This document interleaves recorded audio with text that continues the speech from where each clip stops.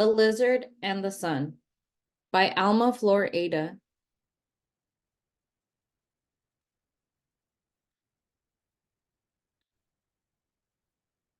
The whole world knows that the sun comes out every day.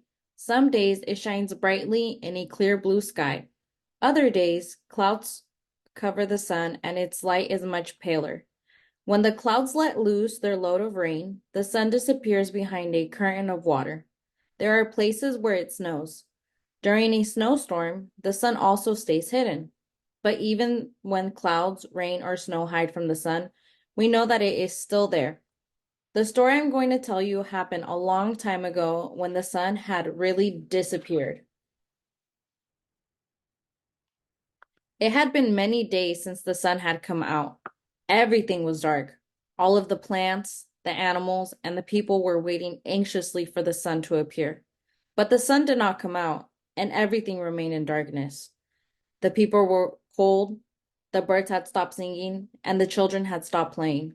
Everyone was worried and afraid, for this had never happened before. The animals decided to go out in search of the sun. The fish and the turtles looked in the rivers and lakes, but the sun was not there.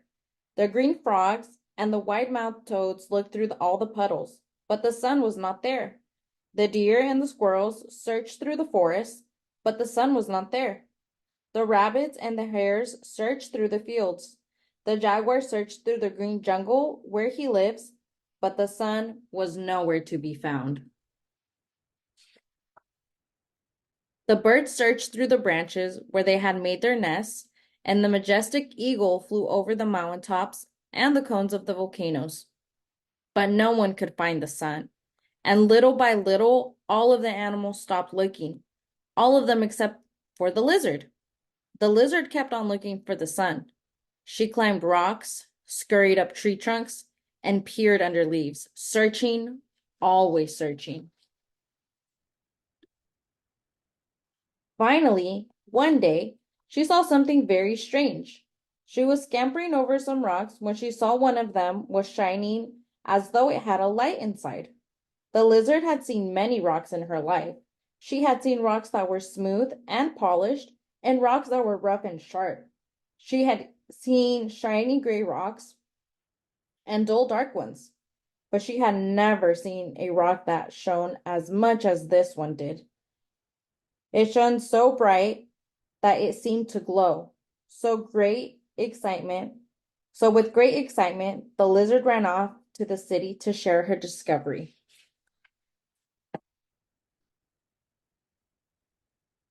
At last, the lizard reached the city.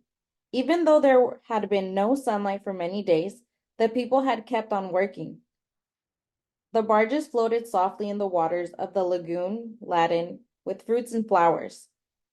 In the enormous marketplace, the vendors had laid out their wares on beautiful woven blankets. The pyramids of fruits and vegetables looked like tiny copies of the great stone pyramids that loomed over the city.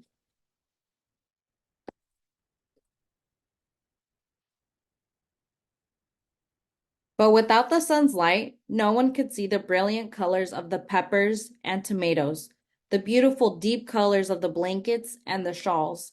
Instead, the flickering torches that lit the marketplace cast deep shadows. And instead of the cheerful bustle of people buying and selling and having a good time, there was a low murmur of worried voices wondering how long this endless night might last. The lizard did not stop looking at the barges or at the market's wares. She did not stop to look at the silent crowd that walked through the plaza.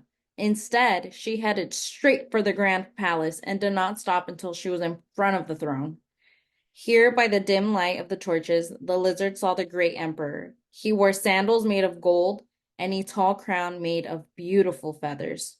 Sir, I have seen a rock which shone with a strange light, said the lizard. Move the rock so you can see why it shines, ordered the emperor.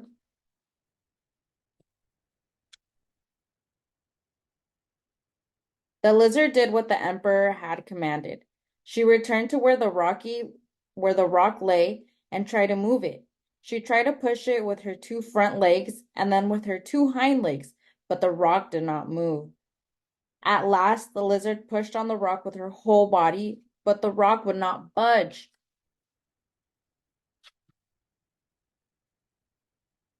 There was nothing left for the lizard to do but go back to the city. She crossed one of the wide bridges, passed by the marketplace, arrived at the grand palace, and went straight to see the emperor. She found him sitting in the same throne, surrounded by the smoke of the torches. "I'm very sorry, sir," she said. "I did everything I could, but I could not move the rock."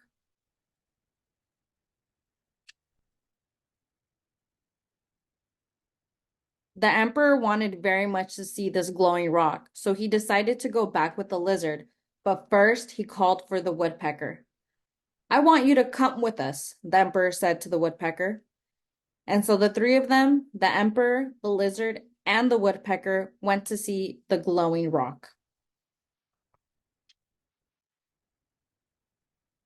When they reached the rock, the emperor said to the woodpecker, "I want you to hit that rock hard with your beak." The woodpecker obeyed the emperor. He gave the rock a sharp peck with his strong beak, and the rock split open. And inside the rock was the sun, all curled up and fast asleep.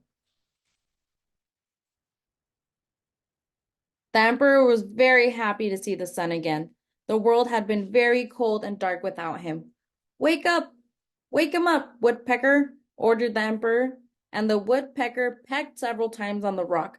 "Tock, tock, tock," went the woodpecker's beak as it struck the hard rock. The sun opened one eye, but he immediately closed it again and went straight on to sleeping.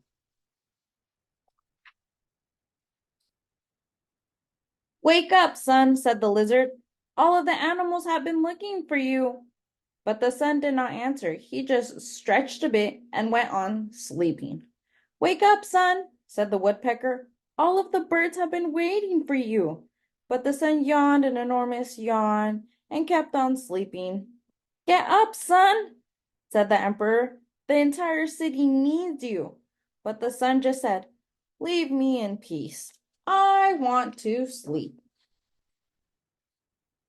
The emperor knew that he had to do something. Without the sun, the plants could not grow, and his people would not have any food to eat. Without the sun, the children could not go out and play. The birds could not come out to sing, and the flowers would not bloom.